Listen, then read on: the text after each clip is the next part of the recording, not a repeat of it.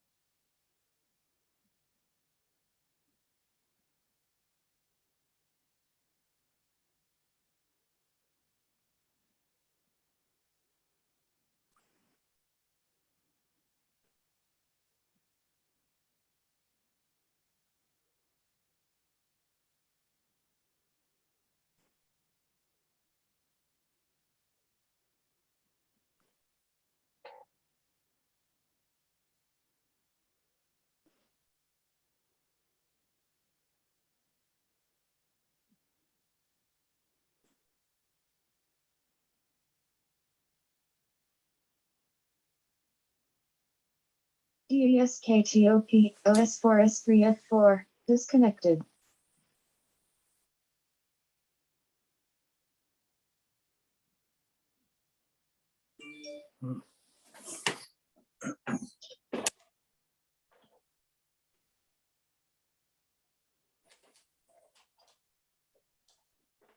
All right, everybody, it is 6:30 p.m. So I will call this meeting to order, and I want to acknowledge that we are meeting on the shared traditional lands of the Coast Salish people, and I want to thank them sincerely for letting us work, live, and play on this beautiful land that we all call home. And so with that, I just want to say that Councillor Jansen is under the weather, so I am guest hosting this event tonight, and Councillor Kobayashi is, as we know, very busy kissing babies, knocking on doors, and has taken a leave to fulfill his obligation as a federal candidate in the upcoming election. So they are not with us tonight. So with that, we will go right into the approval of the agenda. We have the near term, long term, and the committee of the whole agenda for tonight. If Mayor Martin. Sorry, I was just moving it. Okay. The short-term. Thank you. Councillor Day, did you wish to comment? Just to remind you, didn't do the roll call. I don't know if they need that. I certainly can.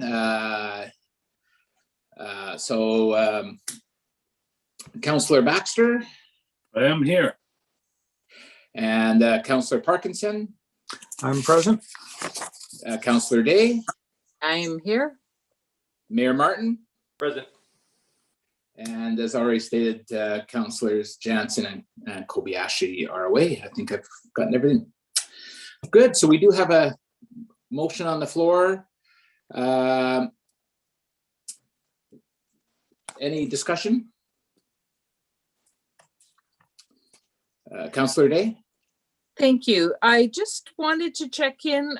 Great job on the near-term and longer-term agenda, but in our on page 9 of our package, we also note that there's going to be a capital update twice per year, but we haven't given a date. And I just was going to make the suggestion, is second line from the bottom on that page, that we really want to encourage public participation. And so it would be good if we could, as soon as we could, put a date in there just to encourage the public to plan to attend.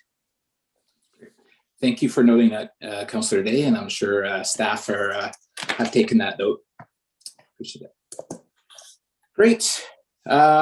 Seeing no further hands, all those that are opposed, seeing none opposed, the motion carries. We have one set of minutes from our meeting way back on July the 5th. Looking for a motion to adopt. Moved by Councillor Day. Any discussion? Seeing none. Those that are opposed, it carries. Thank you very much. We'll jump right into public participation. We do have one person that has registered, Jarrett or Michelle Sikiewski, and so I'd ask staff to let them in.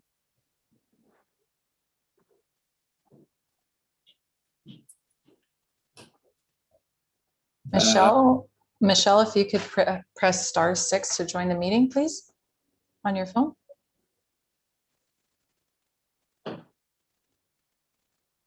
Hello, good evening. Thank you for your time. Hi, welcome. The floor is yours. Okay, thank you. I just wanted to address the development application or application from the Caspian to add or dedicate one of their garages to commercial use or to business use. And I just wanted to oppose that application. I do have some notes here, so I can just kind of take a minute, as brief as I can, to let you know where my concerns come from. The number one thing that my concern is the Royal Bay development plan here was very specific with a lot of public consultation and years of planning for this side of Latoria. That planning included parking, roads, traffic, and all of those things, and it was specifically set up to be residential only on this side of Latoria. And that is why most of the homeowners have purchased here, because it is a wonderful residential only neighborhood. And the local builders, Gablecraft and Verity, have both been selling residential properties because it is a quiet local traffic neighborhood, and it does give it a wonderful feel. And with adding a business parking spot, it opens the door to adding a business, and a business increases traffic on a local residential street that was designed for local residents. And this street in particular, Caspian, is already one of the denser streets in this area. It's not even near completion with upcoming townhomes, patio homes, strata homes, and there are suites from Verity and also the walkout Gablecraft homes, which have numerous tenants who do not have parking or permits to be tenants in those businesses. So parking and traffic is already increased in this area over some of the other streets. So I do see some amazing opportunities for businesses and home businesses coming up on Latoria South, which is being designed and planned with mixed use opportunities for businesses, people who want to live and work in Royal Bay. And I don't see it necessary at this time to open up this side of Latoria to business licenses and increase traffic and increase parking with such an amazing opportunity coming up in Latoria South for that. Now, I know it's only one person and it's only one space, but it does open the idea for other residents to do the same application process. And that's going to increase traffic even more and increase non-local people coming in and out. And that was not the intention of this. And it's just unnecessary at this time. The street's not even finished. Most of the people haven't even moved in. And I don't think rezoning to allow mixed use and businesses into such a new, tightly knit community is appropriate at this time. And it's not because it's just one quiet person with one quiet business. It's also what could potentially be applied for in the future. So that's my community standpoint, because I love Royal Bay and I do love this neighborhood and I've lived here for years, and the feedback I receive from everybody who lives here is that it is local and quiet and amazing, and we just don't want the business traffic here when it hasn't been designed for it. So I hope you take that under consideration, and if you have any questions for me, that's all that I had prepared. Thank you. That's great. Thank you very much, Michelle, for sharing your perspective. So we will move on then to 4.1. We haven't received any additional correspondence that I'm aware of. So we will move right into item number 5.1, development variance permit application, DVP 21-005. So I'll turn it over to Desiree to give the report. Thank you, Mr. Chair. So I'm just going to share my screen now. Are you able to see it okay? It's just loading. Oh, there we go. Yep. Okay, great, thank you. So yeah, this is a development variance permit for 220 Caspian Drive. The applicant is a registered massage therapist and is requesting that council consider a variance to the minimum lot size requirement of the RBCD5 zone to permit their massage therapy practice to operate out of their home at 220 Caspian. The property is located in the neighborhood OCP designation. It has a lot area of approximately 342 square meters, and it's also located in the RBCD5 zone as mentioned in the previous slide. It has a 2-car garage located in the back of the property, which is accessed through a rear laneway. And while it does not have parking available in the front of the home, on-street curbside parking is available is located in front of the house. The applicant is proposing to dedicate one of the spaces in her garage for her massage therapy studio. So 220 Caspian Drive is located in the neighborhood area of the official community plan. This is an area that supports ground-oriented residential uses. It also supports uses for live work and home occupations while maintaining existing character within single detached neighborhoods. There are a few policies and objectives in the OCP that support home occupation. The first one is growth management objective 6.2.4. So this is to maintain existing character within existing single detached neighborhoods while creating greater housing choices and increasing the ability of residents to meet more of their daily needs within walking distance of their home. The other policy of the OCP, which is relevant to Council's consideration of this development variance permit, is economy policy, which states to maintain support for home occupations which are incidental to a residential use and does not cause an alteration in the external residential appearance of the land in all neighborhoods across Colwood while protecting against disturbance to neighbors. The land use bylaw defines home occupations as an occupation or a profession that is incidental or secondary to a residential dwelling use. The RBCD5 zone supports home occupations on lots with areas less than 368 square meters.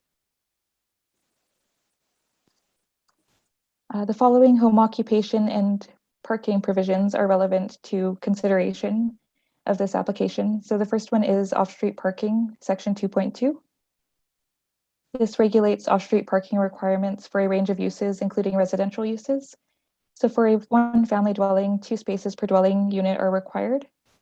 The bylaw does not, however, include parking requirements for a home occupation. The other section that's relevant is the home occupations provisions, which permits home occupations in any zone. However, home occupations must not create or cause traffic congestion. As there is no definition of traffic congestion in the land use bylaw, this has been historically applied and interpreted as meaning that a parking space be required for home occupation, where clients are invited to the home to attend.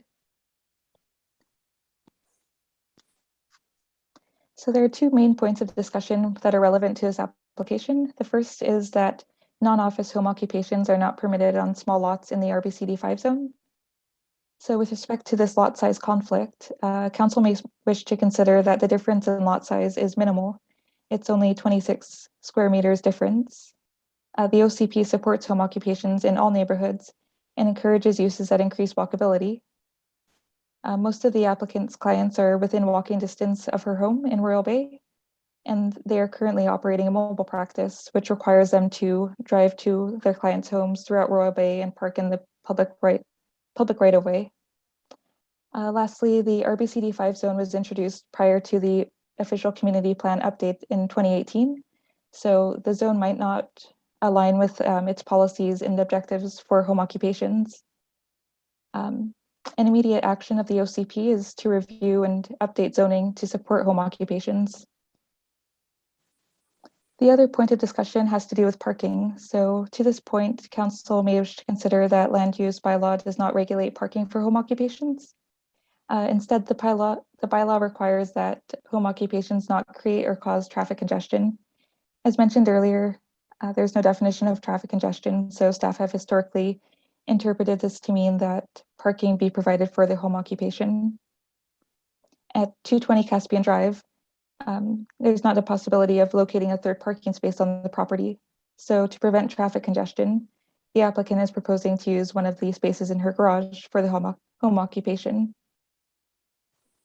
Lastly, the city is in the process of updating its off-street parking bylaw, and if it's approved, the applicant would not require an additional parking space for her clients.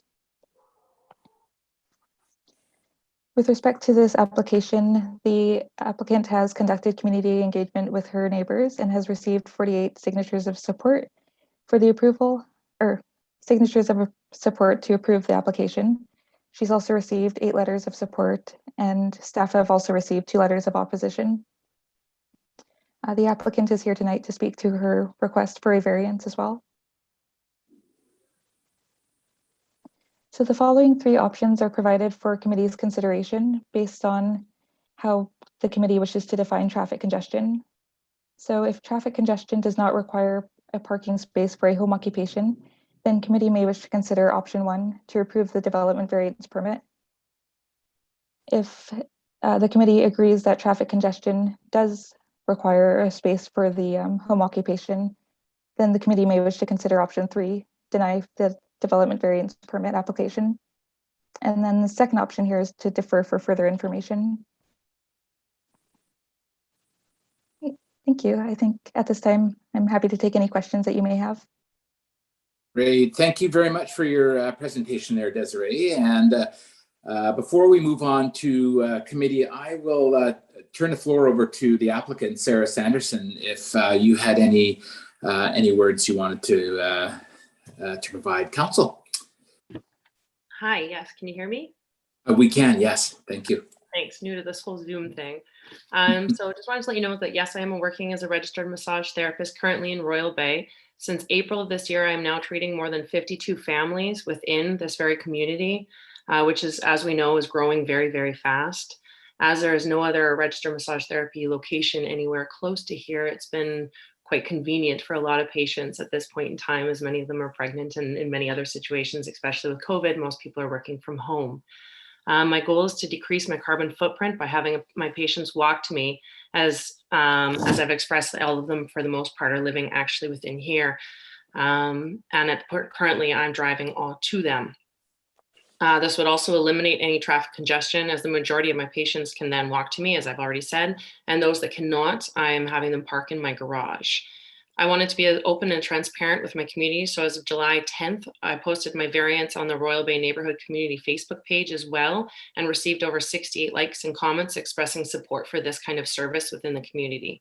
I would love to answer any and all questions you guys also have. And Desiree, there was also another I hit about 64 people, I believe, with signatures that I did door to door within the community to make sure that this was something that everyone wanted as a whole.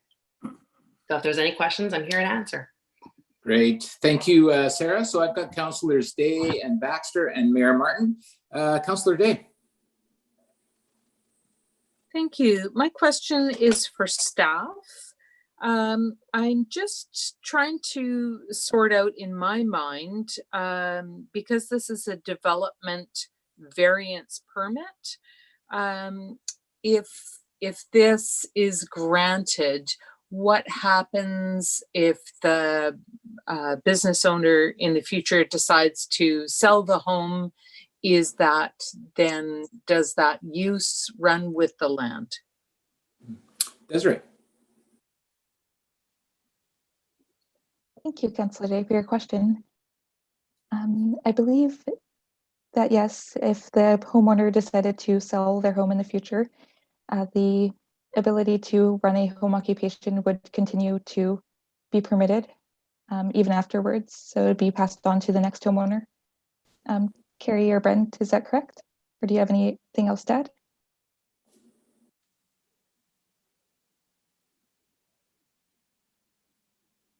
Hi there, this is Carrie speaking. Carrie, go ahead. Yeah, Desiree is correct. So a DVP runs with the land. So if the homeowner were to sell her home, the DVP would still be registered on the land. It should be noted that this is not a rezoning application. Rezoning would address use and density. This is a variance regarding the lot size. Thank you. Great, thank you. Thank you. Should I make my comments now or should I wait till later? You're free to make your comments now while you have the floor, Councillor Day. Okay, thank you. Just wasn't sure how we were gonna handle this tonight. So I think where I'm stuck is that this business owner and this person is fitting in very well, obviously, in the community with some reservations from some members of the public, but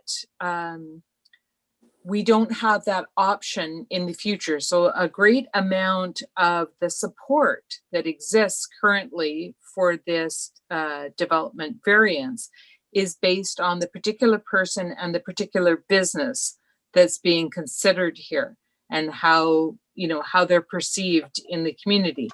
And my concern is that because this runs with the land and is not, we may end up with something completely different than what we started out thinking we were getting. So I'd like to ask a follow-up question with staff is, would it be possible to allow the use through something like a temporary use permit, in which case that would leave control with the city should it not work out? So who would like to tackle that one? Desiree? Sure. I think a temporary use permit could be a great option for tackling this. I think the concern there would be that you can only renew it up to so many times. So it wouldn't be a long-term use or a long-term solution, which is why a development variance permit might be the more appropriate consideration. But yeah, Carrie or Brent, do you have anything else to add?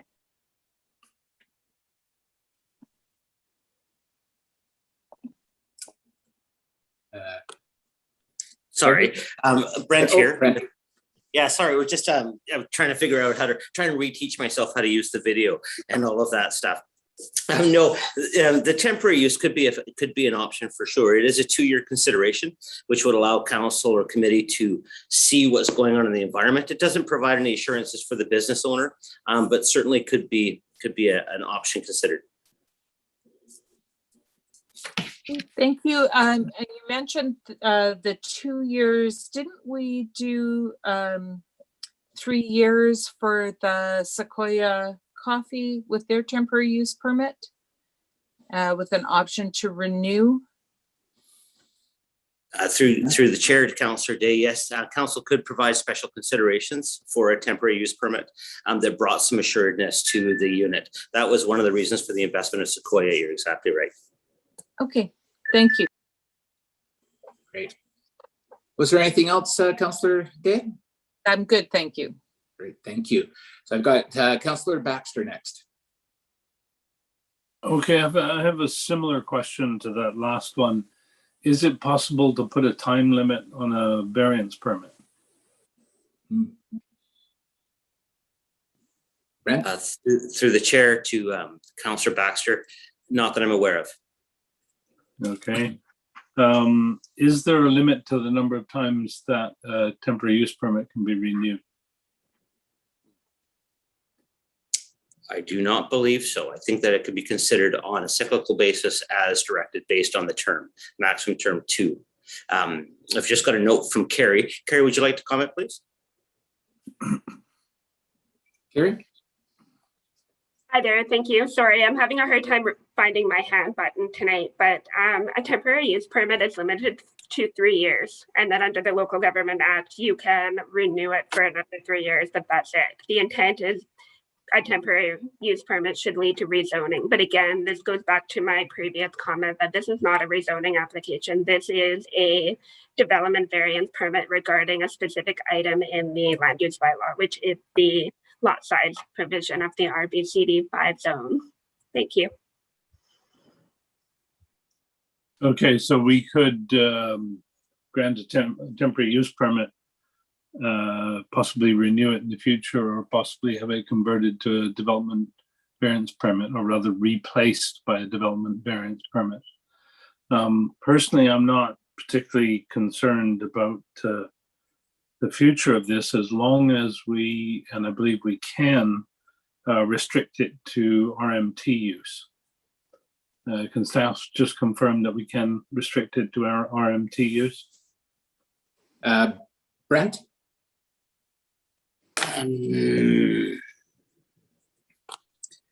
Sorry. If the TUP was considered, as Carrie points out, this isn't really rezoning consideration. It would be specific for the use for the consideration. So that would be for the business that applied for that use. I believe you're correct, Councillor Password. I think the issue, Brent, what I'm hearing is with the temporary use permit, I heard that there's only so many times you can renew that thing. So if the applicant was there for 20, 25 years providing a service and can only renew it, say, twice for 3-year terms, what happens to the other 14 years? That's an example if she was providing the service for 20 years. So I think that's what I'm hearing is there's a desire to look for some simple process that would allow this particular service to operate out of that house. Yeah, through the chair to the chair. This has been very problematic. We recognize that there's been a bit of the applicant has certainly reached out to the community. It appears to be supported by the community, but we're also very, very concerned with parking as raised by the community as well.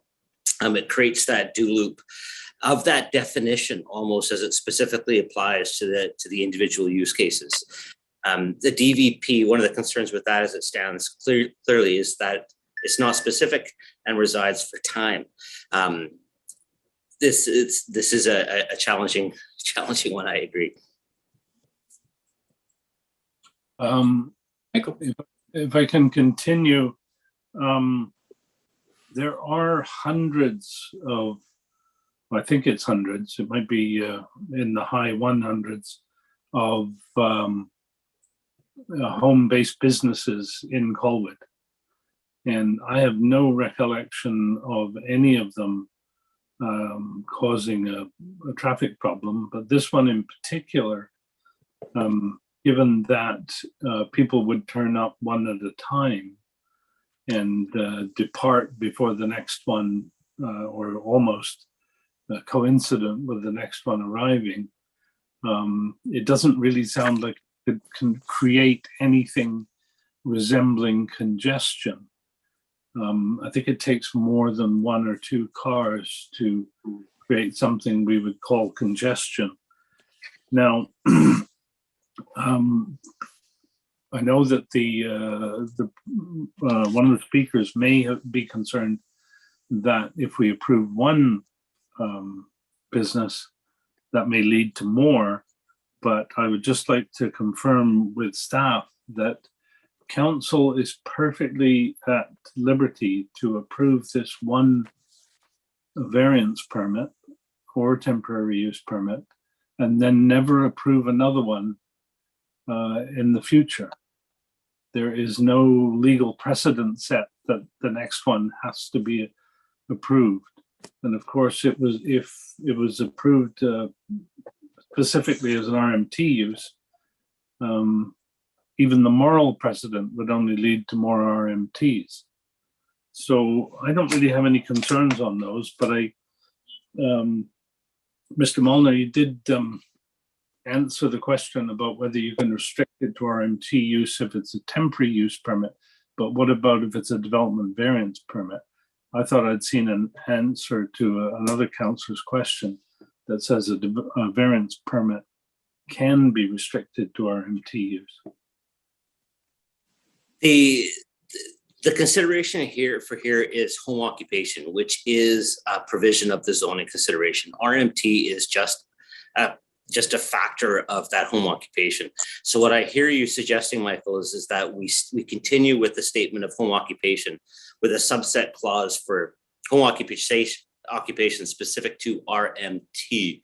We can write it. The challenge would be in the enforceability of it over the course of time.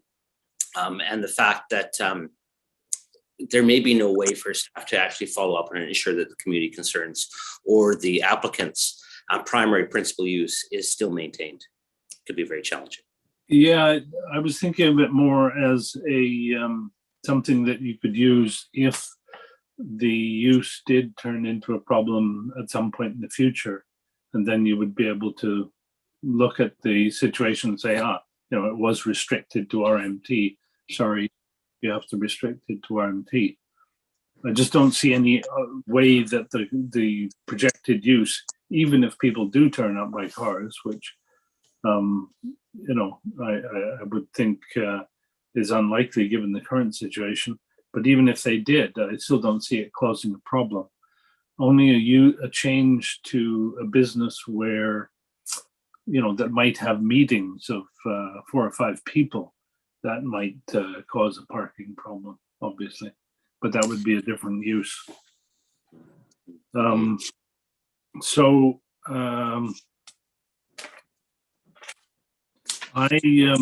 like to move the option of approving it, and I've forgotten what option that is. That would be option 1. Is there any chance for an additional homeowner to, this is Michelle Sachuski, is there any additional moment for me to just add a comment, or is my time over? Yeah, Michelle, I didn't see any other public on board, and certainly we do allow the public to comment before we come to committee. So I know I skipped that. So Michael, if you want to just hold off for half a sec, sure. And I'll allow Michelle just to say a few words, and then we'll move forward. Thanks, Michelle. Okay, thank you. I just want to say that first and foremost, I do support all my neighbors and my community, no matter the decisions, and it does rest with the city. But a few things that were mentioned, specifically hundreds of home-based businesses in Colwood exist, and that is true, but they're not in Royal Bay. And the design plan, as I mentioned, for this neighborhood, which is what we all paid a premium price tag for, was residential neighborhood living. My concern, I know this is just a number and an address and a business application, but I live directly across the street. I moved into my new home on August 3rd. My home was built across from Gablecraft Residence. Neighbors who have not even moved in yet, so have had no access to comment on this, have purchased a home across from residential housing. If this RMT business changes, which it can in the future, that allows the resale value of that home to go up, and it's going to negatively impact our resale value. I have asked numerous realtors, and having a business across the street from you in Royal Bay, which is not a business busy neighborhood, is not ideal. And it's right across the street from my window. And I was looking forward to moving in to an amazing opportunity to get to know my neighbors. And I did not buy this house across the street from a business. Had I known this was going to be re-evaluated as a business directly across the street, I wouldn't have I wouldn't have bought this house. I would have bought a different one. I've only lived here 2 weeks. This isn't 5 years in the future and I have to live with it. This is really short notice. My neighbor hasn't even moved in. My other neighbor's concerned, and we just moved in. I just don't understand the urgency to change things when it's just so new. I can't just turn around and sell my brand new house. And as was mentioned, if that land is rezoned, it does, somebody else can move in and then I have to live across the street from it. And I know that you said, or somebody mentioned, council can deny permits, but once that house has a business in it and somebody new buys it, it's going to be very difficult to just stand up and say, oh, that's inconvenient, we don't want it there. It's going to be a real challenge. And if every other house decides they too want a business and have a garage and have a parking spot, and they don't have a lot of traffic, then we're going to have 10 businesses on our street. And that's not the same types of people who are buying here. Families are buying here, not business owners who see the opportunity to do both. So that's mine, but I will abide by the neighborhood decision to support my community every way possible. And that was really grateful or thankful for your time. I appreciate it. Thank you, Michelle. Okay, with that, Councillor Baxter, you wanted to continue moving option 1? Well, I just remembered I forgot one step that I wanted to take. Okay. In the applicant's letter, there is a statement that says, I feel incredibly frustrated that the city will not work with me. And I'm a bit puzzled by that, since we are indeed here discussing it, which is working with the applicant, I think. So I'd be interested if the applicant has any comment on that. Of course, Baxter, or Councillor Baxter, I definitely do. It was at the very, very beginning of the process when I had first applied. I had spoke to a different member from the city, and I was told at that point in time that there was no way that this was ever going to go through, and I should not waste my time and put forth a variance, and that the entire city would not be with me on this one, and that it would be a fight the entire process. So at that point, I had an actual meeting with councillor member, terribly sorry on this one, Yaki Kobayashi? Thank you so much. Yes. And I explained what had happened and my concerns moving forward. And he was very, very positive and supported me through the process, and basically supported and told me how to go about it the right way in order to continue, and that was not the city's way of dealing business. And he apologized profoundly for what had happened. And I think it was just a communication breakdown in that process. And again, that was in the very early stages. And I have had nothing but phenomenal things to say about Desiree. She's been phenomenal in working with me and very, very, very appreciative. Thank you.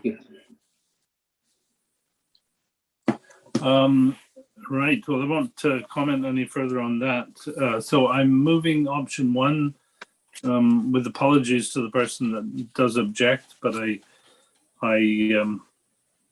I'm familiar with seeing a lot of changes that are objected to, including one just around the corner from me, which once they're developed, as long as they're done properly, everybody accepts them, and that's certainly been the case in a lot of developments. And I think this one will be, but in any case, I move the option.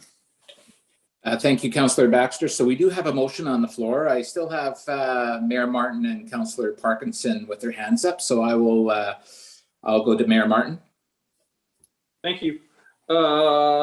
Can staff please comment on section 10.5.4 in regards to allowing a home occupancy other than an office use of less than 368 square meters?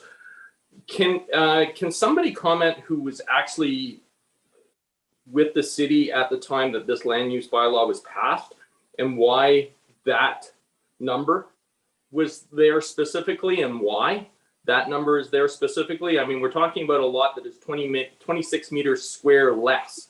And so I'm expecting that there's a rationale why something that's smaller than 368 was not considered, but something that was larger than 368 would be.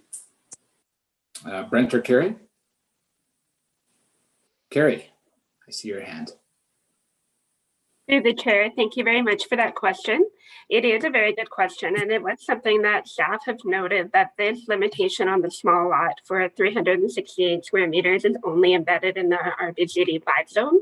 So otherwise, outside of the RBCD 5 zone, home-based business, home occupations are enabled everywhere in the zoning bylaws. So I suspect, I wasn't here when that bylaw was drafted for the RBCD 5 zone, but I suspect it had some consideration for parking at the time.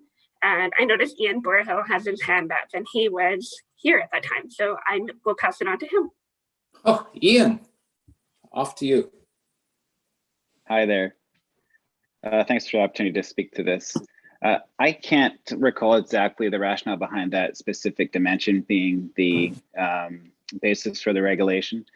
I would submit, though, that there was calculations made with respect to the width of frontage for houses at Royal Bay, and specifically this zone. And the developer had put forward different sizes of lots that dictated how much space would be allotted between the driveways. And I believe the number related to the makeup of lots that were proposed at that time and how much on-street parking they would facilitate between the driveways. But the reason why that specific number was selected, I can't recall, and would be happy to do some research. No. I was just hoping. It didn't make any sense to me, just because if we're going to require a lot that's larger than 368 to provide the parking spot, anyways, I'm not sure why we have that in there. Can staff please comment on the RBCD 5 zone? Does the RBCD 5 zone, with that, how many lots in the RBCD 5 zone are larger than 368 meters squared? There. So the RBCD 5 zone allows 110 small lots that are less than 368 square meters. Are there any lots that are larger than 368 in the RBCD 5 zone? There are, yes. So it's not that we're restricting businesses from working within the home businesses working within the RBCD 5 zone, because homes that have a lot that's larger than 368 square meters could already do this. Correct. The limitation is not even on home-based business, and so you can have a office-based home business on a lot less than 368. This is really about the parking aspect. Right. Okay. And then I guess my other comment that I would have, that I was just listening to council in regards to massage therapy and restricting it to massage therapy within the medical system. I mean, there are chiropractors who have home offices. There are physiotherapists. There is a dentist that I know of that has a home office that works out of. And so, there are opportunities to actually begin to increase, our medical service providing opportunities within these zones that I think would be incredibly helpful for the entire community. So I hesitate when I start hearing that we're talking about perhaps putting a restriction to only RMTs. I don't think that would necessarily be necessary. That's all my questions for now. I will support the motion. Thank you, Chair. Thank you, Mayor Martin. I will go to Councillor Parkinson. Thank you, Chair. So I think I've heard it answered. Maybe staff could just 100% clarify. If this lot was over 368 square meters, we wouldn't be having this conversation at all. Am I correct in that? And also, maybe if I could also bug you for a second question at the same time. Is there any way to limit how many people work here? To me, I mean, frankly, one RMT working out of their house is no different than a bookkeeper or a whole bunch of chiropractor, a whole bunch of other things. But if the business is as successful as it is, what if there was 2 or 3 or 4 RMTs working out of there? That might be a different issue. So if I could get answers to those 2 questions. Carrie, I see your hand up. Thank you. Through the chair, to answer Councillor Parkinson's question to number 1, there is Sorry, I just totally forgot the question and slipped out of my head. I was about to You're say, too can you young for repeat that, Carrie. You're too young. I could do it, Carrie, if you want. So yes, this is just marginally smaller than the appropriate lot. There is no way to restrict the number of occupants. The business license can list certain factors, but it's all ability to how do we police, how do we enforce, and how do we monitor. The whole purpose of the intent of the RMT designation is similar to what you folks have already discussed. How many customers are going to be there at once? It's a one-on-one based service, and so there is an ability to place restrictions. It becomes challenging to enforce. It relies on truth and honesty at the business licensing regime, but we could put specific factors in that aspect. Does that answer your question, Councillor Parkinson? Yes. Thank you. And I see, No, sorry, yeah. I'm I'm just getting warmed up here. I just wanted to absorb that. Thought I saw the wheels turning still. Yeah, they might be turning a little slower than they used to. And then if I could just ask the applicant, in the package that was submitted, there were some house plans that sort of showed how the layout would be. I couldn't relate them to the garage plans. Am I correct in understanding that you're suggesting a garage somewhere else could be used for your customers if they drove? Is that what that's about? Yeah, so I've got actually my mom who's moving into the Royal Bay community as well is in October. She's moving into a townhome on Dunlin and Latoria, which is about 2 blocks away from me. And her townhouse that she has 4 parking spots allocated to it. And so she suggested that I could always park my vehicle at her house. So then that would give me an extra parking spot at my house in order to have a home-based practice. As the area downstairs of my garage enters right into, I've got a walkout basement. So it enters right into the walkout basement downstairs. And that was kind of the idea. Does that answer your question? Well, it does. I guess I didn't pick that up on the plan that was submitted, that it was attached to your garage. No problem. It was just it was one of those pull out of somewhere in order to get some kind of an idea of where to pull out a parking spot that I don't have on my property. Yeah. Okay, well, I guess, to be honest, I'm not too concerned about creating one parking spot. I'm more concerned about the spread of the business. You know, does it grow to more than one RMT? Does the place sell to somebody who runs a different business out of it? And I think Councillor Baxter is trying to address that in his motion. I'm not 100% sure he's nailed it yet, but I think that's the line I'd like to go down. I honestly don't think an RMT working out of their home in Royal Bay is different than a whole bunch of other people, and we're going to see so much more people working at home and whatever they do in the future that it would be. I'd have a hard time objecting to this. I just like to clarify it so that we know what we're doing and it's there. And I hear what Mr. Molinar says about perhaps enforcement becoming an issue later. But if it's spelled out to what the applicant's asking for and what we believe we would agree to, at least it's a long ways towards getting what everybody wants. Thank you, Chair. Thank you, Councillor Parkinson. Councillor Baxter, did you have one more comment, or are you okay? No, I actually missed the piece when I moved the motion, and Councillor Parkinson reminded me. I was hoping he was going to do it for me. And I wanted to add that staff should put wording in the permit to restrict the number of people working in the business to one person. Okay, and I will, I'll actually go to staff to see if that is doable and appropriate. So Brent, is that, or Carrie? Can you just advise us on if that's appropriate? Yes, absolutely. We can put the restrictions in a permit, talking about one singular staff member. Absolutely. Okay. So we'll consider that your motion, Councillor Baxter, as opposed to doing an amendment. Councillor Day? Yeah, I just had a quick question about home-based businesses in general, because my we make our decisions based on the great people who come forward and bring us a proposal.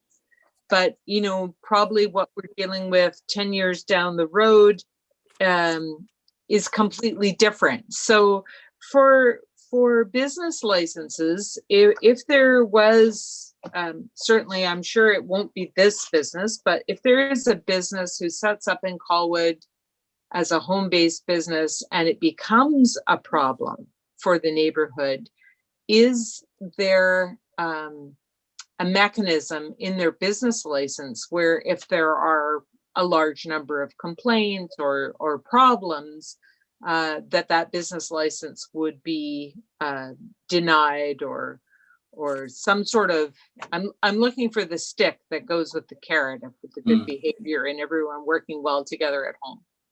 Brent? Through the chair to Councillor Day. There's not a great stick. The business license can run perpetually for duration. They can be intermunicipal, in which case the person may not even be a resident of Colwood, or they can be specific to Colwood, provided for a certain time limit. Anytime that the city renews a business license application, it would review the past in through the referral comments, and if there was matters that needed to be addressed, would work with the applicant or business owner based on the mandate of council to try and address those issues. It may be matters such as parking and whatnot. The bylaw would follow up on the interim, but we would need to largely, to answer your question, wait till that business license got renewed to actively seek out a resolve to the issues. Otherwise, we'd be dealing with bylaw enforcement and just trying to stay on top of it to assist the community and address the concerns as they were raised. Hopes that answers your question. Okay, thank you. Mayor Martin, this is your second time. You had something else to add?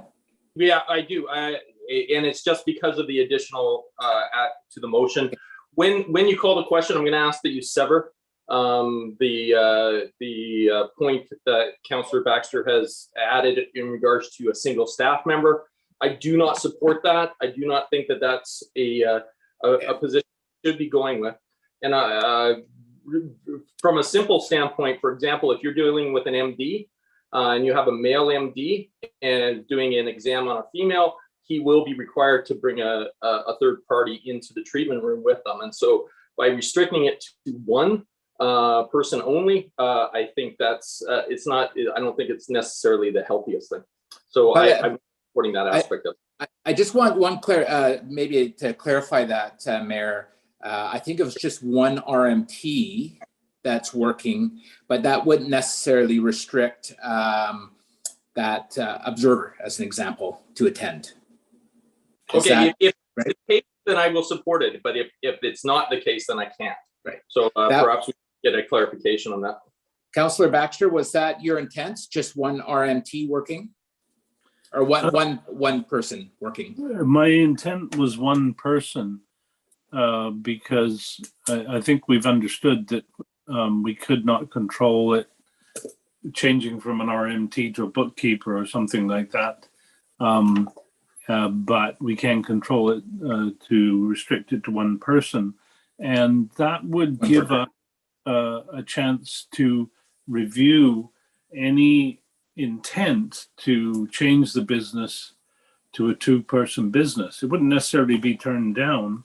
That would depend on our general experience of home-based businesses in Royal Bay, of which I'm sure there'll be quite a few. But I just wanted to retain that opportunity to review.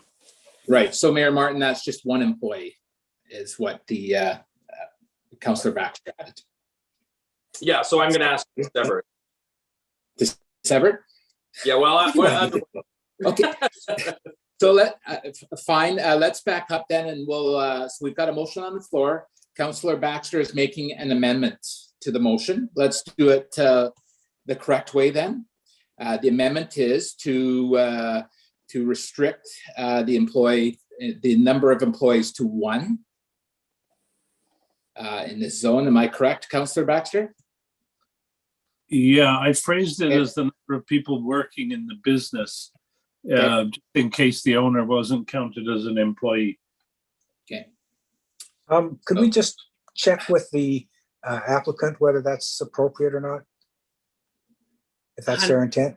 Hi, yes, 100%. I'm a single RMT working as a single RMT out of this one house, and that's it, one person, and I'm working one-on-one, and I'm staggering patients 20 minutes apart as to set it up.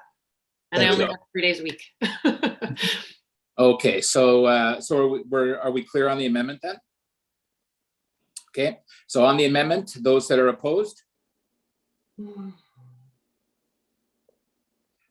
We have 2 opposed, so the amendment passes.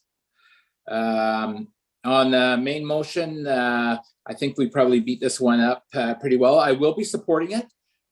Personally, I note that this is quite a low impact type of home-based business, something that we really should be supporting. And I would say that this home-based business is probably less impactful on the neighborhood than having 3 or 4 friends over one afternoon for a glass of wine.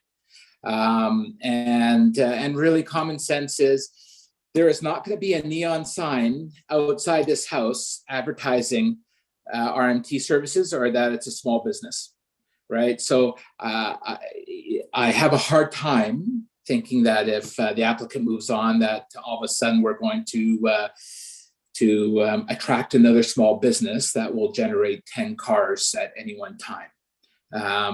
So I think this is probably the right fit in this neighborhood.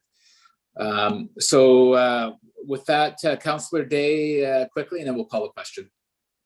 Sure. I just wanted to remind everyone that it's really important that we talk about what we're actually doing here. This is an application to change the use, and it has longer term impacts. We keep talking about this specific business of this specific person, but I think it has a much different impact than that. So I'm just, I sympathize with that this is a good use in this case, but we have no mechanism in play that I can see to limit it to what this person does. We've taken away, we're not saying that it's for RMTs only. We're not saying that she has to have one customer at a time and the next one scheduled 20 minutes apart. Those are all great things, but that is not the effect of what this motion is saying. Thanks. Thank you, Councillor Day. Councillor Baxter, I see your hand, but I think I'm gonna, with all due respect, I'm gonna call the question on this one. Well, point of order, Chair. What's your point of order? There was a misstatement of fact there, and I think it needs to be corrected. I think we really need to move on, frankly. With all due respect, Councillor Baxter, we spent about 45 minutes on this one already, and I think we just need to move on. But I do appreciate that. So I'm going to call the question now. All those that are opposed to the motion? I see 1 opposed, so the motion passes. Thank you very much, and we will move on. Item 5.2, development variance permit for 1764 Island Highway, and I'll turn this over to Yasmin.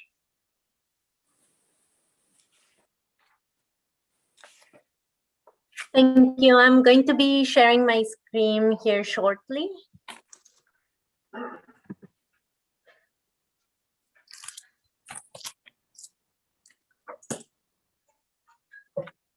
Can you see my screen? You betcha. Thank you. Yep. Perfect. Okay. So the development variance permit that I'm speaking on tonight is an application for 1764 Island Highway. It is a property that we discussed in the past earlier this year that came in with a rezoning application to go from the CS1 zone to the mixed use employment center. And it is a proposal to build 3 mixed-use small bay industrial and commercial buildings on the property. The property, as we have discussed in prior meetings, it's quite a challenging site that stretches from Island Highway all the way to the Millstream Creek. And the elevation of the property, it's about a 22-meter drop from the elevation at Island Highway and the back of the lot when it gets to the creek at the rear. The request and ask that is in front of committee tonight is for two variance to two clauses of the land use bylaw. So the first request is a reduction to the interior side yard setback to allow the building number 1 and building number 2 to be built at property line along the northern property line, and for building number 2 as well on the south property line. So to have a building that uses the foundation of the building as a retaining structure. That's the reason why building number 1 and building number 2 have a 0 lot line. And building number 3 also has a much reduced interior yard setback, also using that long stretch to retain the soil. Then the second variance request being asked includes 3 separate retaining walls. So the second request speaks to the height, the maximum permitted height of retaining walls. And there are 3 overheight retaining walls currently proposed for the site. Retaining wall A is on the north property line, just in front of building 2, kind of as it faces Wilford Road. So that's retaining wall A. And it is a 10-meter high retaining wall at its highest that tapers down to about 2.5 meters when it meets as a retaining wall meets the property line along Wilford Road. Then retaining wall B, it's on the north side of building 3, and that is proposing a retaining wall that at its highest would be 1.8 meters. Retaining wall C is located south of building 3, and at its highest, the retaining wall would be 1.4 meters. Currently, the retaining wall regulations prohibit any retaining wall that exceeds 1.2 meters in height. So if you have a look, and I think most of you have had through the period of the rezoning of this property and now gone on site and had a look at what other properties, how other properties have developed and dealt with the challenging slopes on this stretch of Island Highway. And there are a number of properties that have used that 0 interior side yard setback as a way to retain the slope. So there's a number of properties that are already feature a 0 meter setback.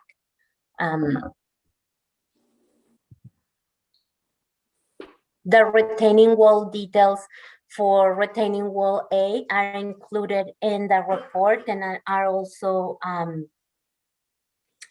part of the appendices.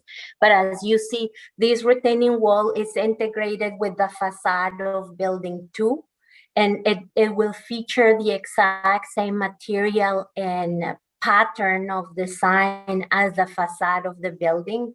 So visually, it will be integrated and look as though it's a wraparound building around the parking area, and it will have that element of interest that will be quality materials that are siding the structure.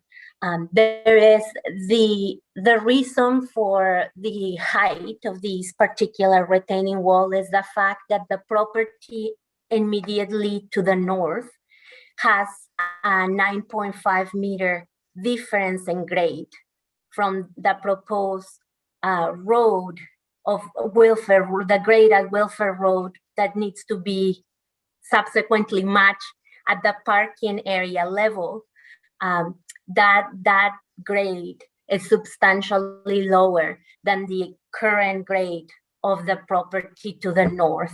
That property to the north has not been developed. That rear portion of that lot has not been developed, so it has been unaltered.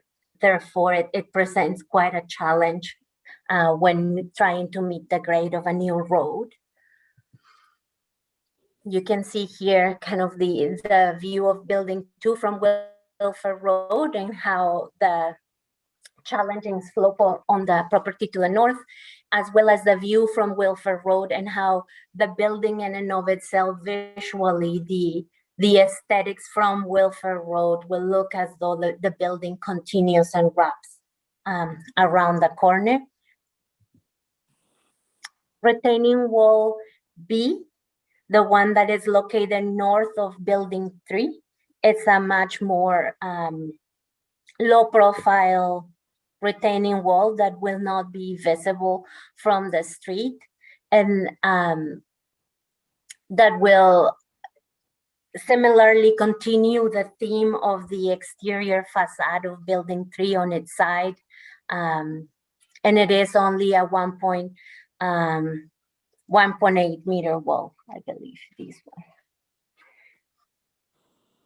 one. Retaining wall C, it's also not visible from the road or even the adjacent lands, but it will be integrated with the building, and it will work along with the foundation of the building to retain the soil. Both retaining wall B and C, substantially lower profile, just slightly over the minimum 1.2 maximum height of a retaining wall. We have been working and collaborating with the applicant for many months on this application, trying to identify ways in which we can minimize the use of retaining walls. The official community plan does speak to looking towards eliminating the need for retaining walls and using and employing development variance permits to achieve that goal when and if appropriate. We feel that retaining wall B and C are minor exemptions to the height, only 0.2 meters and 0.6 meters above the minimum requirement. We do recognize that the 10-meter wall at its highest point that forms part of building 2 is a substantial request. However, given the topography of the lot, we believe that this is a very good solution for the challenging conditions that this site presents, and one solution that still enables the applicant to create a functional and retain as much of the lot for a functional use, be it parking and loading bay. It would be very challenging to terrace a retaining wall that needs to cover that 10-meter grade difference. And that this is one of the many reasons why we are supportive of the variance being granted. We have a development variance permit. The development notification sign has been posted on the property, and written notices were sent out to the property owners and occupants of property within 75 meters, advertising of this meeting tonight happening, as well as a further opportunity for comment that will be taking place on August 30th, when council may consider a final decision on this application. The options are the staff recommendation.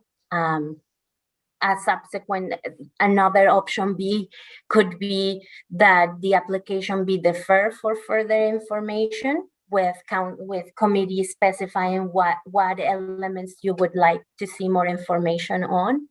And option C would be to deny the request. And that's everything on my part. I believe the applicant is also on attendance if there is any questions. That's great. Thank you very much, Yasmin. Chris Carew, from who's representing the applicant, is here tonight. Chris, did you want to make say a few words before we go to committee? Yeah, absolutely. Good evening, everyone. Thanks again for having us here, and thanks very much to staff and Jasmine for their excellent presentation there. I'd also prepared a presentation, but she's done such a great job to really explain all the key details of those two variances that we're looking for in this one here. I just want to note a couple other things, as aside from the steep sloping of the site, and also what's also leading to the conditions of those retaining walls and those variances is one is the extension of the Wilford Road that has specific grades that we had to match and come up to both the building 2 and building 3 side. And then the commitment to providing the streamside protection environmental area at the back of building 3 also created a challenge to the site in terms of how much area we could build into it there. So I think that in the last call it 14-15 months in working with staff here, I think we've been able to massage our way through all 3 of those key structural issues of our site. But we obviously are coming forward with some requests for variances, and I think that in working with our architect and our construction team to build out, especially for that large 10-meter high retaining wall, it'll actually add a quite nice visual representation of the building extension through. So it won't really read like a retaining wall, while the other 2 retaining walls are quite minimal in their vision and sightlines. So aside from that, again, many thanks. I'm happy to be here. And if there's any questions that anyone might have, I'd be happy to answer them. Thanks. That's great. Thank you very much, Chris. And we'll go to committee. I will note that there isn't any public that is remaining online. So we'll go right to committee. And I've got Councillors Baxter and Parkinson. Michael. Move option A. Thank you very much. We have a motion on the floor. Councillor Parkinson, did you want to speak to the motion? Sure. First, a couple of comments and questions. I have to compliment staff on the timeline graphic that they're starting to add into our reports. I think those are very useful. However, I think for a situation like this, the timeline is, what's happening on the DVP in front of us. Whereas I think what would really be useful is what's happening on the whole approval process. I think there's an environmental DP that has to come afterwards, perhaps. Maybe somebody could confirm that. It's not particularly relevant to what we're doing here tonight, but it just seems to me that timeline graphic is good, but it could be a little bit better. Secondly, I guess the 10-meter high retaining wall and the 10-meter high foundation wall for building 2 is going to create a massive excavation, a lot of it which would have to be on the neighboring property. And I know we're going to get told, but that that's between these owners and the neighboring property owners. But I think we have at least a little some concern that we should know: is that going to go seamlessly? Has it been negotiated? Is everybody happy? How big a deal it is. I think that's the courthouse next door. So I think we need to understand that. Secondly, one of my questions is, these are retaining walls. I think we'd be naive to think that there's not going to be some attraction to the graffiti artists of the world to memorialize or make their name on them. What steps can be taken to minimize graffiti so that somebody's not out there cleaning it up, or worse yet, not cleaning it up over and over again. Those are a couple of points. And the third issue, and I think that the developer spoke with a little bit, matching grades on Wilford Road. I think we still have a 8 or 9 foot retaining wall at the north edge of the property where it meets Wilford Road, which sounds to me like it's going to have to wrap around the corner and run along Wilford Road to some extent. So again, that's impacting the neighboring property. Do we know how much and what that impact is, and is that acceptable to the neighborhood property owners, or how does that get dealt with? Are we boxing ourselves into a corner by putting an 8-foot retaining wall and saying now you have to tie into that? If anybody can answer those questions, I'd be happy. Yasmin, do you want to take a stab at that, or there we go? Yes, so how will that construction proceed? So it will require likely cooperation from a neighbor, the neighbor being the provincial court building. I would imagine that the applicant has reached out and in some conversations with that neighbor. Having said that, zero lot line construction happens everywhere throughout the region, and it can be done without an encroachment agreement or a temporary encroachment onto someone else's land. It requires a different type of construction and a different accommodation from the construction site, but it can be done when you don't have agreement from your adjacent neighbor. I do know that it can be built. It just gets more expensive and more complicated to build it from your side. And yeah. And Chris, I see your hand up. You wanted to add a few more comments? I did, yes, thank you. Just as it relates to our neighbors, both the north and the south, we've had very good conversations with them. The neighbors to the north, while it is leased and used by the provincial courts, actually owned by a German family in Germany, but they've, in essence, they signed off on our temporary encroachment and underpinning agreement for the construction and access on their lands. So no real issues from them. It's just a matter of getting those finally signed and put on title. And same for our neighbors to the south, although they're not as affected, but we do have a strong condition on their property and our property and how they interact. So definitely something we're trying to make sure that we're on top of and have that there. And as it relates to the graffiti as the other point too that was brought up, I just want to say, I mean, that could be happening to the same on the frontage of any of these buildings, but with the lighting and security cameras in place, hopefully those will alleviate some of those septic concerns. Thank you. Thank you. Stuart, you're good? I'm done. Thank you, Chair. Thank you. Councillor Day? And then Mayor Martin. Thank you. So I noted on the drawing on page 4 of 6 of the report, I'm trying to think of what the right name for it is, and I'm sorry, the printing's too tiny for me to read, but it's the environmental setback line towards the creek. And it appears to me that building 3 is right up to that line. And I'd just like to know what is being done to enhance and improve the environmental area between the creek and building 3. Yasmin? Yes, thank you. So we are currently working through an environmental development permit to assess and deal with the riparian area. So Councillor Day is correct that there is on the site plan, it is shown the SPIA, which is the full extent of the environmental protection area. So the building itself is gonna stay away from impacting that 30-meter from the high water mark of the creek.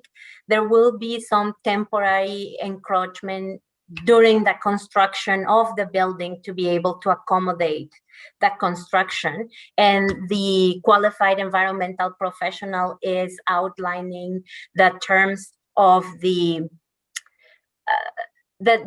amount of the area that needs to be compensated in terms of replanting and rehabilitation that needs to take place in exchange for going into that SPIA setback. Even on a temporary basis, the requirement from the provinces that there are compensations made in terms of rehabilitation and revegetation of the SPIA. So in exchange for a temporary encroachment, there will be a landscape plan for those back portions closer to the creek itself. Thank you. Thank you. And it does seem quite extreme to have the 10 meters, that's 30-foot tall wall next to the courthouse. And even though the owner of the property may not object, the the ambience of the area will be impacted by that.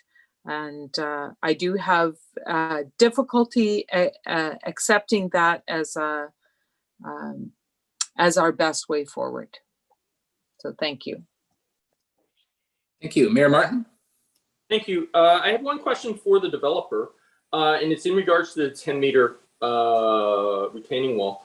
I completely understand why it's happening, because it's going to need to hold back the land that's adjacent around the courthouse.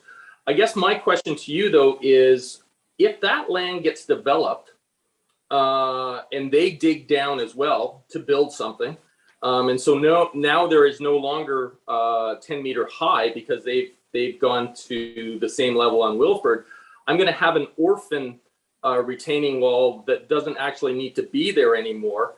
And I'm trying to figure out how I would eventually get rid of it if you're no longer the owner, because it's my understanding these buildings will be stratified. And then, a strata is not going to want to spend money on a project that they don't feel like they need to. So can you sort of help me understand what the long-term vision is, especially as that land, the side gets developed, and what would happen with that 10-meter retaining wall that becomes unnecessary? Chris? Yep, I'm here. Thanks. That's a very good question. Thank you. The retaining wall is there just to hold the soil and the dirt back from there, as there is 10 meters of slope dropping off there.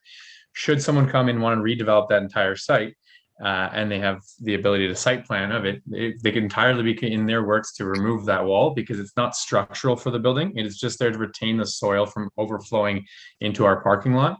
As it relates to how the strata would manage that, I think it would be probably in the interest of the future developer of that property to not want to have a 10-meter high wall, face abutting to whatever they have their parking lot and other buildings. So I don't imagine it be very much for them to actually get rid of it, particularly as it doesn't have any structural requirements for our building.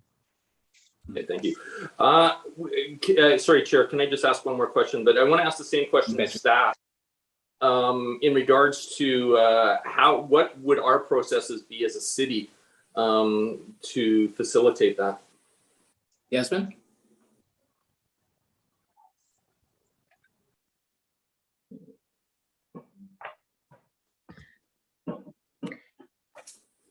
I'm not sure. I mean, a development variance permit can include conditions that are associated with the variance being granted. That said, I'm not sure what condition could be placed on the current property owner, because these development variance permit carries with the land. So it would carry to whomever ends up owning the land, be it the strata holders or not. Is it fair to say, yes? Sorry to interrupt. Is it fair to say, though, that if the neighboring property develops and regrades the site so it's level to the current applicant, that a condition could be that they remove the retaining wall at their cost? Yeah, so I guess, so the development variance permit would go on the property of the 1764 Island Highway. So if there is a condition to be placed on the land, it would need to be in association with the 1764 Island Highway property owners. So with a condition like that, you would be encumbering the property owners of 1764 to, in the future, when and if the lands next door get developed, then that the current strata owners would then be required to remove the retaining wall. Is that? Yeah. Brent, did you have something to add? Yeah. Thanks very much. Through the chair, Councillor Logan. This is something that we actually came up in discussions with the applicant several months ago. It was a primary concern from staff on how we were going to be able to deal with this in the future. The courthouse property was properly advised by Mr. Carew that it is a leased entity, and about 1.5 years ago, we did subdivide the back portion of that courthouse property. So it is ripe, I suppose, for a development piece, but there is no ability to ask one person to work on another property, or as was pointed out, it's very challenging to ask a strata to deal with this in the future. It has been discussed with Mr. Carew, and we could, as Mr. Hernandez has pointed out, we could put a condition on it, and even go far enough to create a security provision. The only factor with security for the eventual dismantlement of a wall is that it's on private property. It would be nothing more than a hammer to say that there's money held, please try and do it. But the city would be reluctant, in my opinion, unless advised to do works on private property and actualize that security. And the value of security would also be decreased on an annual basis. I imagine the wall will be in place for years as the neighboring property, other than subdivision, has not approached us for any sort of development application at this time. It is problematic, and I can completely understand the concern about how would this integrate in the future for a proper road aesthetics. It is something that's discussed. Chris might have, or Mr. Carew might have a couple of options, and may be able to comment on that security factor that I've just noted. Chris? Yeah, I think it'd be difficult for us to put any kind of financial consideration or requirement with the land for the future strata owners on this. That is something we could potentially talk about further with staff on. But one thing I did want to note is we don't want this retaining wall there from our end as we're putting it forward, and the future owners of this property also would not want this wall. It would be in their interest to be able to have access, daylight, not have this 10-meter high wall there. And I don't have any numbers top of my mind, but to actually, once the other side has been excavated, to just remove the wall, we're not talking about something that's $20,000 or $30,000 of construction costs. It would be quite minimal, and I think it'd be to the advantage of the future owners to do that. But it'd be hard for us to try and sell this as a stratified product to someone and then say, by the way, you have to remove this at some point on title. I don't know. I've never come up with something like that, but it's something we could definitely look into. But again, I think the key thing is that nobody wants this wall. And if the other property is redeveloping, the cost of whatever it may be, somewhere between $5,000 and $10,000 to remove it, is something I think that all parties would be interested in undertaking together. Excellent. So Chair, thank you. I think my questions have been answered. My only concern was, and I'm even fine with the neighboring property as it develops, that they're required to take it down. I guess my concern would be that ensuring that I don't get a strata, or the city doesn't end up working with a strata that is confrontational when it comes to that versus supportive of taking that wall down. So I was just hoping that there would be some sort of process in there that would make it easy, but completely understand that this is a long-term vision that probably will have to get addressed 15, 20 years from now.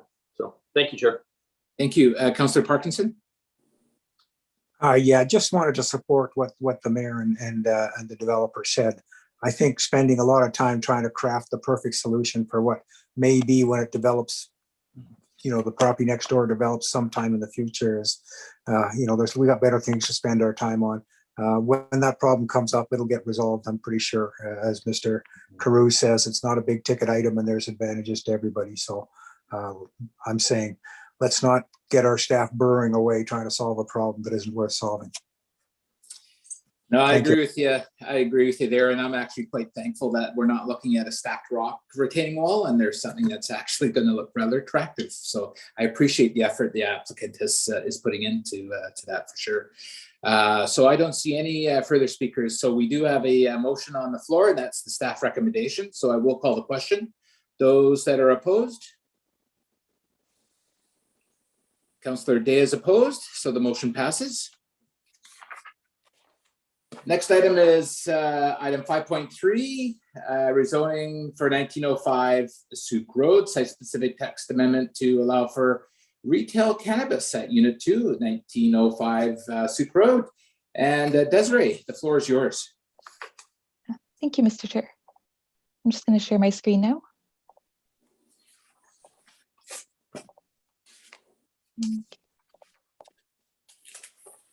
Okay, so as noted, the proposal before you is to amend the text in the Colwood Land Use Bylaw to permit a site-specific retail sale of cannabis at 1905 Souk Road. So staff are recommending that bylaw number 185 be given first and second reading, and that prior to final adoption, that confirmation of approval or conditional approval of the application for the provincial cannabis retail store license be provided.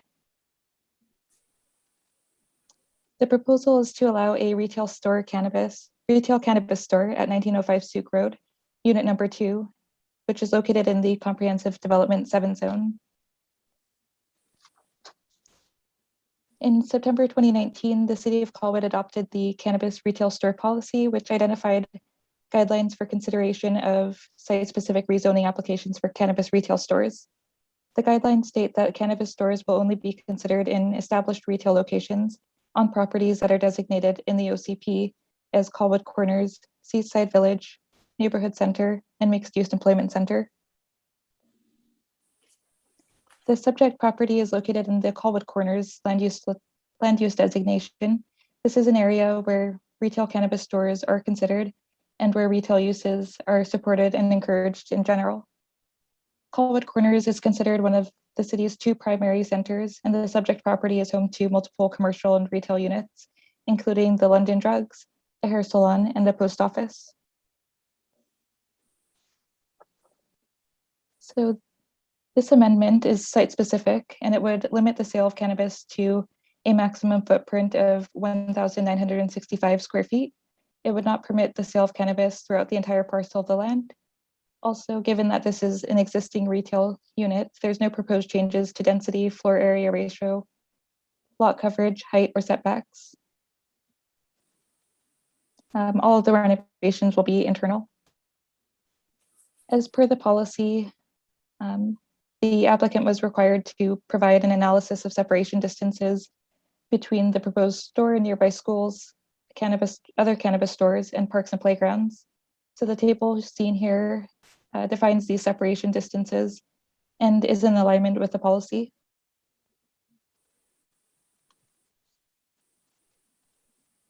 A development permit sign was posted on the property at the beginning of July.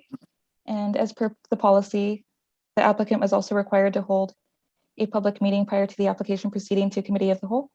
So due to precautions around COVID-19, Rise Cannabis held one-on-one consultations with the public by phone and through Zoom throughout the month of July. Their summary of public input is provided in the report as Appendix 3, and the applicant is also here tonight to provide some further information.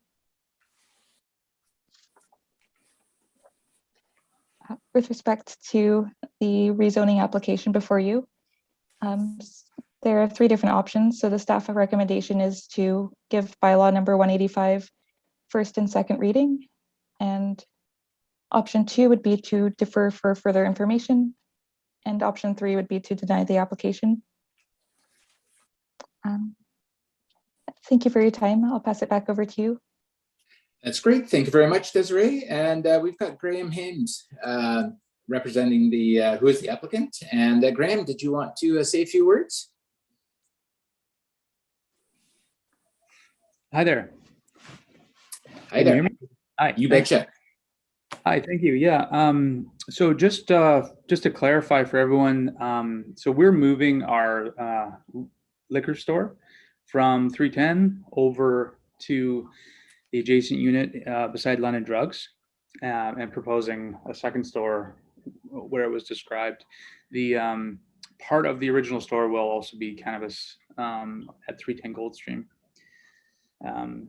So I just wanted to give a couple thoughts on our perspective as to why 2 stores in the area. One was that we have a major highway dividing 2 commercial centers, so for access. We have 2 separate large commercial centers, shopping centers with large grocers, Thrifty Foods, Save On Foods in each respectively, 2 national banks on both sides, in each development. There's a number of pharmacies and then complementary retail. So two very large and separately distinct commercial shopping centers to support the use in each area. It aligns with the cannabis retail policy as it states. I mean, we would be operating kind of in conjunction with the other store just to provide service in both locations. Looking at you know, the OCP and the growth in the area, there's pretty significant current development happening and a lot coming in the future that, you know, we can see. So we think that there's the viability from our perspective to have these, and hopefully we can provide, you know, service in these two centers. There are examples of this in other parts of town, you know, with liquor stores and different things. You know, there's pharmacies on all sides of the road or each side of the street as well. I think 3 corners of Colwood Corners, but yeah, we would be effectively, you know, working with ourselves, our own stores, and we hope we can, you know, provide safe, responsible retailing in both locations. And like I said before, we have a very long history working with the Liquor Control and Cannabis branch. We have 5 different license types with them and have a decades experience and track record responsibly and safely retailing. So, and a final little note, all of the stores, the new liquor store and the cannabis store at 310 and potentially or hopefully across at 1905, we're going to build them all to City Green Gold standard. So it's just it's kind of a neat outfit where you can build your stores so that they meet these requirements, environmental requirements and impact and access for staff and customer transportation. So just a side note, but yeah, I'm happy to answer any questions. Thank you. That's great. Thank you very much, Graham. So we've got Councillors Day and Baxter with their hands up. Councillor Day, go for it. Thank you. I'd like to move the staff recommendation A. Great, thank you. So we have a motion on the floor.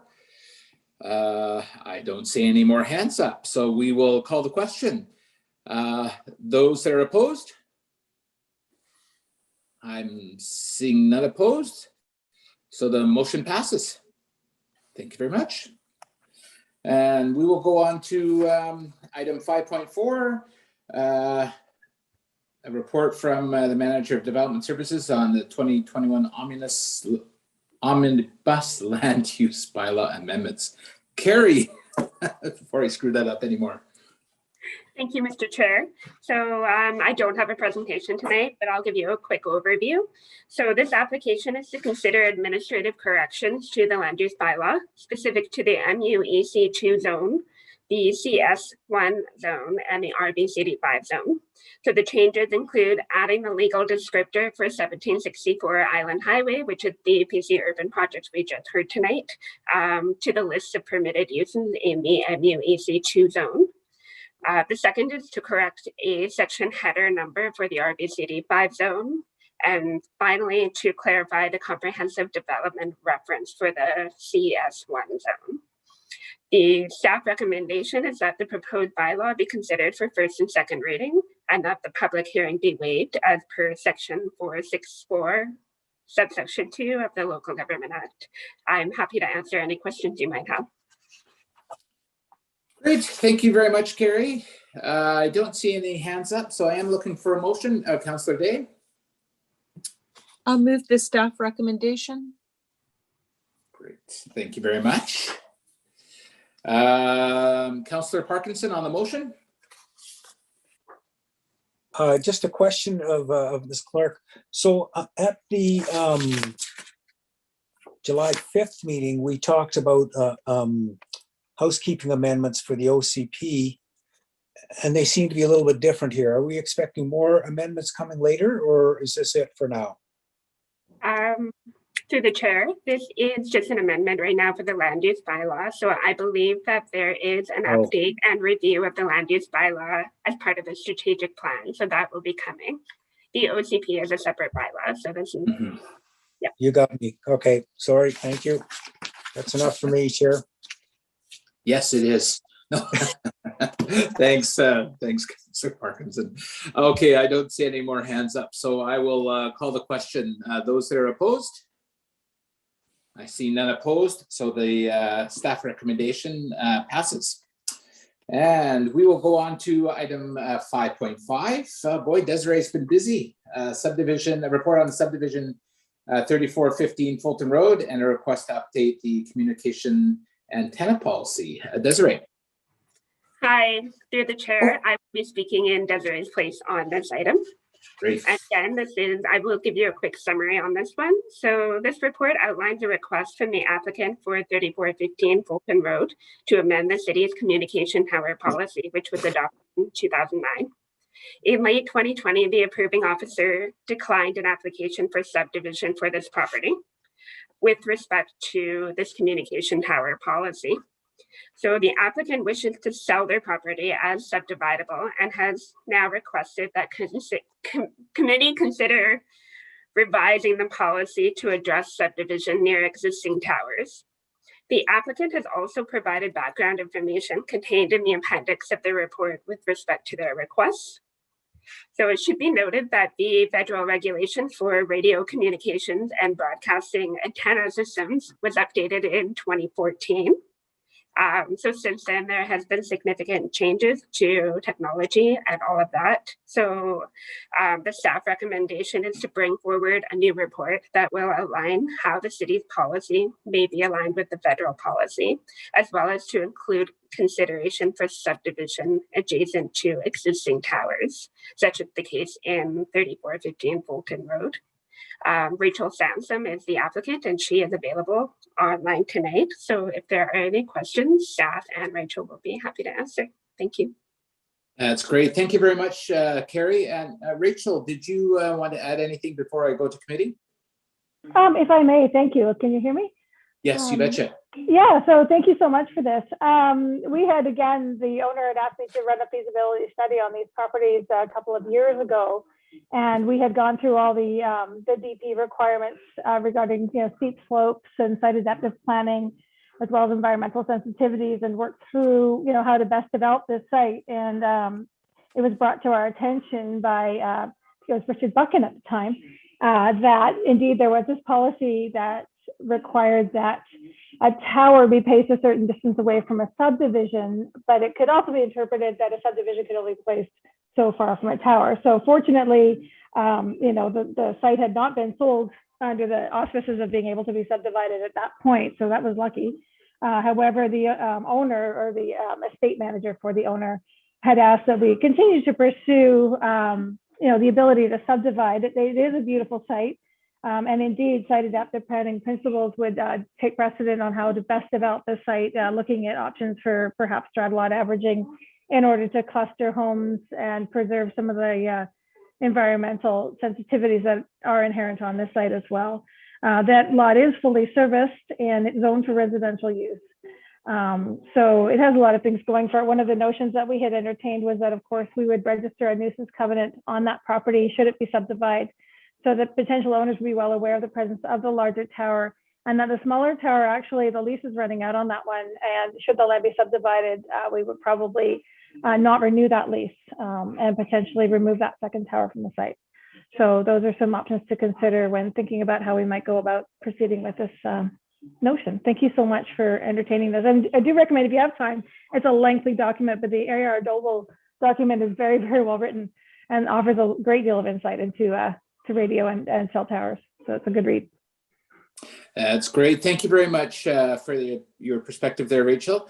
So we'll go to committee, and I've got Councillors Parkinson and Day. So Councillor Parkinson, the floor is yours. Yeah, thank you. Obviously, a lot of history here, and I probably should defer to yourself, Chair, and Councillor Day. I don't know if you were around, it might predate you guys, the history. Sort of my limited recollection of it from just reading the paper, I think, is that there were issues with these towers. People were complaining of interference with some of their electrical, mechanical systems. I don't know if that's still the case, if new technology has surpassed that. I have to confess that where I live, there's cell towers in an adjacent building, and it hasn't affected us at all. But it's just the process here. We have a policy. We have anecdotally, at least, concerns of interference from these towers with adjacent residences. I have no idea how if those are still of a concern or what the health effects are. And then we have what is it, 80 pages of fairly technical stuff to try and absorb to talk intelligently on this. It's a little difficult.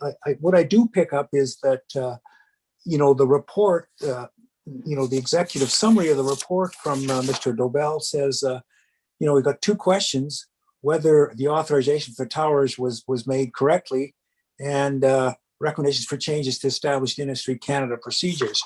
All well and fine, but where is it where Colwood residents are looked after and protected and aren't interfered by these towers? I with all due respect to Rachel, who has done gobs and gobs of this kind of work, I mean, I think the first thing that she needs to present to us is there are no existing issues, and that might take some kind of a survey of the neighborhood, and that the towers aren't causing problems. And even then, the report did recommend. I think there was a request for the towers to be removed. That's obviously not happened. There was a there was another sort of issue there. Oh yeah, they were to be zoned to the highest industrial use. That wasn't done, and now it's sort of come forward saying, well, let's get our staff to write a report on towers and stuff. I think the ball should go back to the proponent to sort of start by saying the existing towers are or aren't causing existing problems, and then maybe we could go somewhere from that. But I worry about putting our staff to work. I know they've got an awful lot of stuff to do, and writing potential policies on towers before we do some homework with the local neighbors is a bit premature, in my opinion. So yeah, I won't make a motion, but that's my feelings right now. Thank you, Chair. Thank you. Councillor Day, over to you.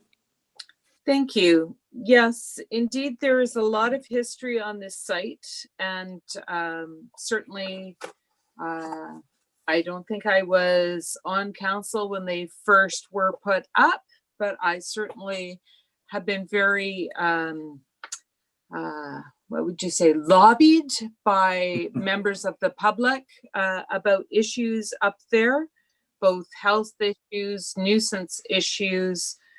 Several home-based businesses had great difficulty operating as a result of those towers, and they're not just a cell tower. There's a much higher power level there than what a cell tower alone would have. And the city of Colwood has not been compensated whatsoever for having that nuisance. So, there was definitely a big gap that was exploited here between federal regulations and municipal regulations.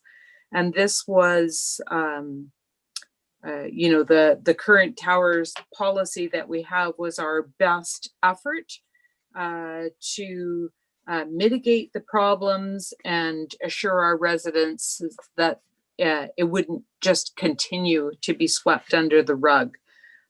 So I know it's a complicated issue. I know that it would take a lot of work, and there's absolutely no gain for us as a city in undertaking that work to the benefit of the property owner. They have continued to pay residential taxes. Meanwhile, they've made lots of money from the contracts that they have. So I think it is on the owner of that property to provide us with a plan for the future that we can take to our residents and get support for, rather than trying to get us to get support from the residents the other way around. So until we reach some sort of agreement that way, I'm reluctant to get back into this. This was the best outcome we could come up with, given the circumstances we were in. Thank you. Thank you, Councillor Day. Councillor Baxter. To me, this is like a muddy puddle. And I'm not going to step in the puddle till somebody can tell me how deep it is. And that's really all I've got to say on it. Thank you, Michael. Yeah, I don't see any more hands up, but I will say I certainly was on council when this whole thing came up, and there is definitely two differences of opinion. One of the residents and one by Industry Canada, who certainly does the approvals. And I think at the end of the day, we certainly do have to trust, I guess, that the regulators have our best interests in mind. And I see you frowning, Councillor Day, but I'd have to say that the professionals, I rely on the professionals. And frankly, we've approved subdivisions, as pointed out in this report, within the zone.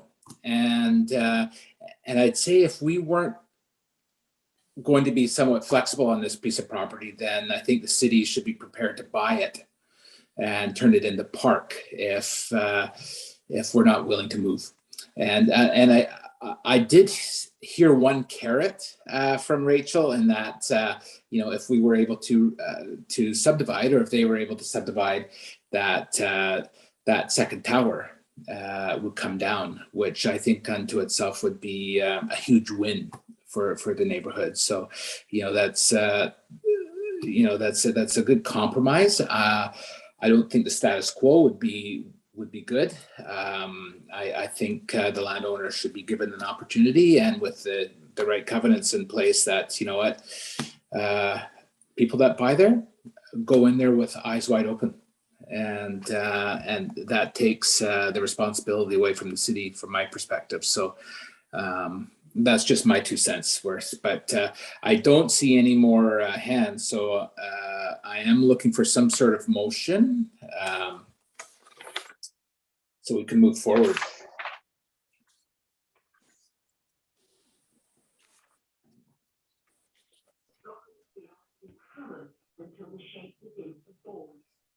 Would I be able to make another comment, sir, or shall I wait till after the motion's made? Yeah, did you have something to add, Rachel? Well, I'd certainly be willing to do the legwork and dig a little further into this. It certainly is an interesting topic, and one that I don't believe there's a lot of precedent for. I don't know how much control we have over the larger tower site. So it would be the smaller tower site that we're considering here. So I hope that council would be, and committee would be willing to hear some options coming up in the future, should they not approve this tonight, and I'll entertain another version. I don't know, another set of options. I'd certainly be willing to go out to the neighborhood and get some responses from them, if that would help in the decision-making process. Thank you. Mayor Martin, and then, Mayor Martin. Thank you. So hearing what Rachel just said, I would like to move that the application be deferred for further information. And that would be information coming from Rachel back through staff, and then routed back to the committee, versus staff doing the work. And I'm open to suggestions. I'm just trying to move this along. Thank you. Okay, we do have a suggested motion on the floor. On the motion, Councillor Parkinson. I think, again, I wasn't around, certainly wasn't on council when this happened. I know there was a lot of people and a lot of angst over this issue. I would suggest, if we're going to canvass the neighborhood, it probably should be done by the city at the developer's expense. Again, it just keeps things completely defensible and above board. If that's the way we wish to go, we should send out some kind of survey asking if there are any existing issues or stuff like that. I don't quite know how to do it, but rather than have the developer do it and present information, and I trust Rachel, but I'm not sure the whole world would see it that way. So it might be better than asking for them to come back with more information. If that's the way council wants to go, I would suggest that the city should lead the process at the developer's expense. And I'll make that an amendment to the motion if I may.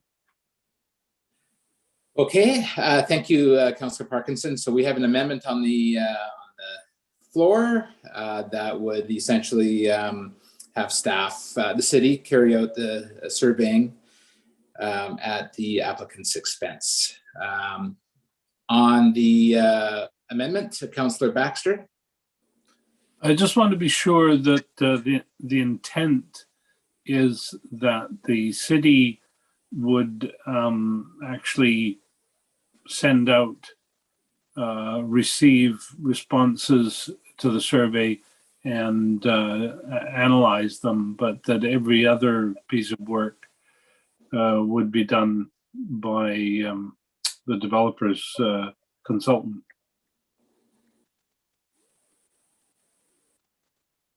I'm just trying to not load up the developer with, costs that the developer can't control. Carrie, I see your hand up.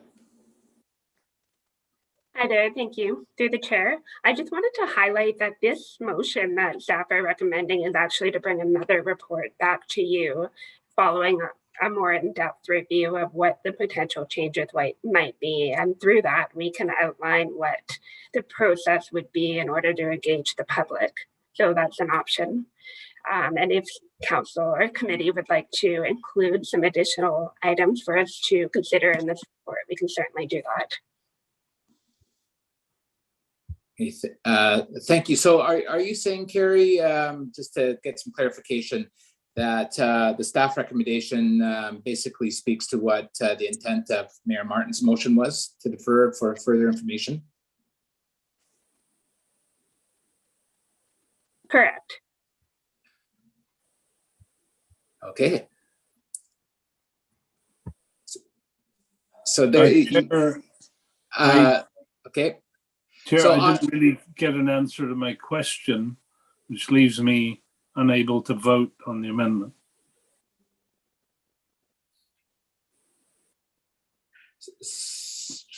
So what I heard, Councillor Baxter, is that should this amendment pass, staff would include that as an option, one of the recommendations in the report that they would be bringing back to council or to committee, as envisioned in the staff recommendation that Mayor Martin's motion basically emulated. That makes sense. Okay, then I clearly don't understand the main motion either. Well, the main motion was to defer for further information, right, Mayor Martin? And so essentially that's the staff recommendation fulfills that obligation. So the staff recommendation says they will write a report considering the proposed updates and come back to the committee with further information on the process. And this amendment would ask staff to include that the city survey the neighborhood at the applicant's expense. I think I've captured that correctly.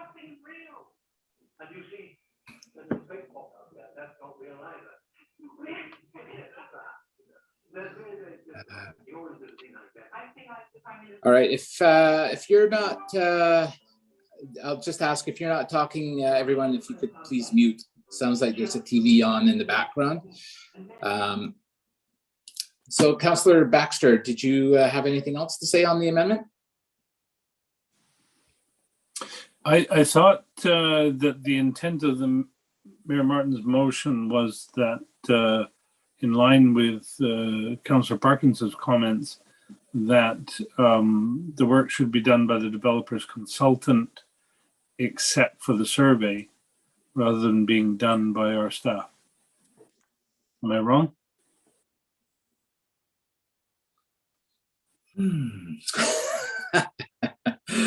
I think we're getting a little muddy here, to use Councillor Parkinson's comment, I think. Brent, I see your hand up. Perhaps you can provide me some, give me some help here. Thank you very much, Gordy. I don't know if I, or Councillor Logan, I don't know if I will or won't. I believe Mayor Martin's motion was that the developer do it. The intention from staff in preparing this report is very easy to amend, either as a staff level exercise or a development level exercise. We do understand what Councillor Baxter has said, that we don't know the depth of the information here to bring forward. So the intent of our report was, is council even interested, regardless of who does it, on picking up this policy and looking for the potential for subdivision within it? If council is agreeing of that intent, I think that may provide one avenue for a resolve. And then the second avenue for resolve may be who does it, who's the driver, who's the funding. I think that we're struggling around the intent and obviously the funding and who does it. I hope that provides a little bit of clarity, but it may be simpler to break it out. Is it possible to add another quick thing? Sorry to interrupt. Again, the intent would be to be able to subdivide adjacent to a tower. I hope that we don't get into the whole subject of where towers need to go and what they're permitted to do, because that's an existing situation that we don't wish to change and perhaps can improve by removing a tower. So I hope for some clarity around what the question is going to be, and certainly understand that this is for future discussion. I don't expect an answer this evening. Okay. Mayor Martin, you're next on the list. Sorry. No, I think I'm good now. The idea was, I guess my only challenge is this seems to me like it's a lot of work, and even if we had a developer funded project that had staff doing the work, I'm a little concerned about capacity, and that we actually have the horsepower to actually do this work, plus all the other stuff that the city is doing, because the city is incredibly busy right now, and we're even having difficult just filling the spots that we've approved through budget. So I guess I would look to staff. Well, no, I'm not going to look to staff. I don't believe we have the capacity right now, and if this is a staff function, I will not be supporting it. If this is something that's being moved through the developer, and the developer wishes to bring back this information to this council or to a committee, I'd be very interested in hearing it. That's where I said. Thanks, Chair. Thank you. Councillor Day? Thank you. I really think that there were a lot of concerns in the community, and I realize that it's a very polarizing issue, but I'm not looking to just disregard anyone's concerns. I don't want to just ignore it and hope that it goes away and just that progress will erase what has happened. I think there are legitimate concerns from legitimate residents, and I would like a proposal that came forward to explain to me how they are mitigating the nuisance that is in existence up there. Thanks. Thank you. Councillor Parkinson? Thank you, Chair. So the recommendation of the staff said that a report considering proposed updates to the communication antenna policy be brought forward to align the policy with federal regulations for radio communication and broadcasting antenna systems, and that the report include consideration for subdivision adjacent to an existing tower. I'm sorry, that sounds like an awful lot of work. Like, we've got 80 pages of this stuff. Some people went to an awful lot of work to create this sort of I think it was called the Tower Committee. There's a process in there for new towers, which I think could be adapted for subdivisions adjacent to towers. I just think that there's a long ways to go on this. My concern was that the very first thing that has to be done is let's find out if people up there are still experiencing problems from these towers. If they are, I think it's a slam dunk that we're not going to allow another subdivision. If they aren't, then we could keep going down the path. But again, the point I was trying to make is to make sure that the decision that we make based on that survey has legitimacy. I think the city has to be driving it or leading it. And I don't see why the city would do that unless the developer was paying for it. So I think that that's got to be how we start this. There may be a subdivision at the end of the day. I don't know that for sure, but I do know that a lot of people were very concerned about the issues up there some time ago. Maybe with time, time heals all wounds. Maybe everybody's fine now. Maybe there's nobody left who's concerned about it. I don't know, but I think to proceed without knowing and understanding it would be foolhardy. So that's why I sort of suggested that the mayor didn't, wanted to ask for more information. I wanted it clarified that at least it was building on a good foundation if this project was to go forward. Stuart, did you have that, your amendment written down? Could you repeat it? Or would you like staff to repeat it back so we all know what it was? Let's go with staff. Okay. Thanks for flattering me, Gordy. Staff, would you mind just repeating back the amendment if you don't mind? Gordy, can we get the original motion and the amendment? Well, let's just do the amendment first because that's what we're talking about. So thank you, Chair. So the motion was that staff go out to survey the neighborhood, determine existing issues within the at the expense of the applicant. Okay, so that's the amendment. That was the one that Stuart made, correct? Thank you. Okay, great. Thank you, Marcy. You're welcome. Thank you for your patience, Marcy. And okay, on the amendment, I will call the question. Those that are opposed?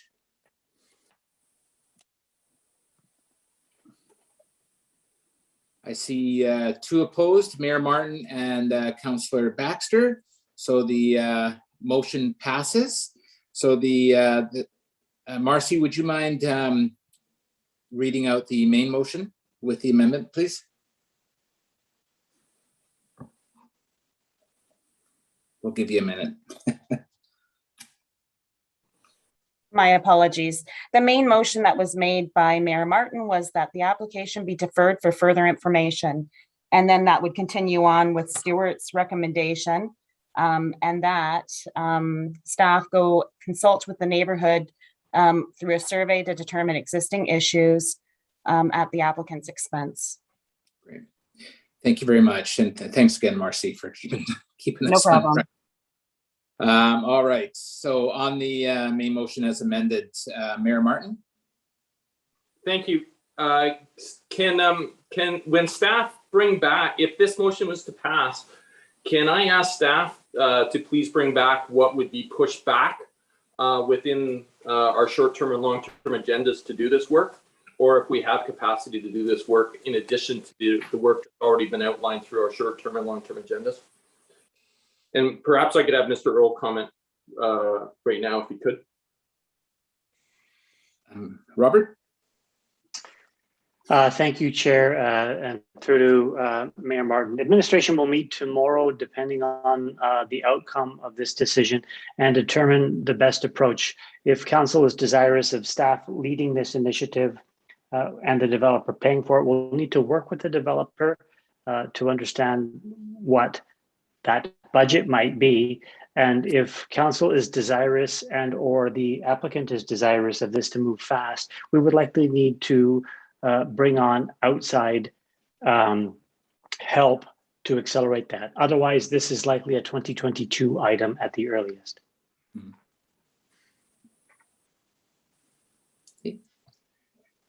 Thank you very much, Robert. So seeing no further hands up, I will call the question on the motion as amended. Those that are opposed? And 1 opposed, and that's Councillor Baxter. So the motion passes. Whew. All right, that's it for tonight. So the next meeting is scheduled for Tuesday, September the 21st. A week later than usual due to UBCM. So with that, can I have a motion to adjourn? Councillor Baxter. All those opposed? Seeing none, the motion's adjourned. Thank you, everyone. Have a great evening. Good night, all. Night all.